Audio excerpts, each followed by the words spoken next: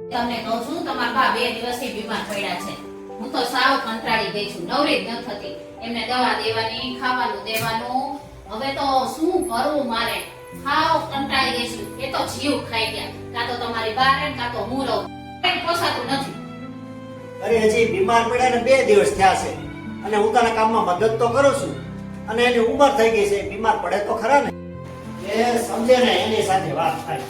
આ તો ભેંસ આગળ ભાગવત વાંચવા જેવું છે અને હું જાઉં છું નીચે.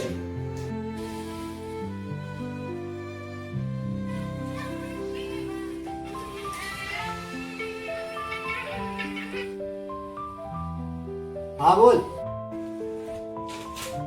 એ કહું છું તારા ભાઈનો ફોન છે, કામ પતી ગયું હોય તો નીચે આવ. શું કીધું મારા ભાઈએ? એ તારા ભાઈનો ફોન હતો કે તારી મમ્મી બીમાર પડ્યા છે અને 2 દિવસથી તાવ આવે છે. હવે એમના ઘરનાને કાંક પ્રસંગ છે એટલે જાવું છે ને પિયરમાં જાવું છે. તો તારા ભાઈ એમ કીધું જો 2 દિવસ આવે અને મમ્મીનું કાંક કામકાજમાં મદદ કરે તો સારું રહે. મારા મમ્મીને તાવ આવે છે ને એને પિયરમાં જવું છે? પિયર ક્યાં જતા હતા? મમ્મીની તો સેવા એમને જ કરવી પડે.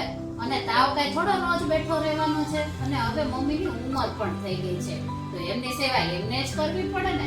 ઘરડા માણસની સેવા કરવાથી તો પુણ્ય મળે છે, એમને કઈ ખબર નથી પડતી. યાદ રાખજો, સમય હંમેશા પરિવર્તનશીલ.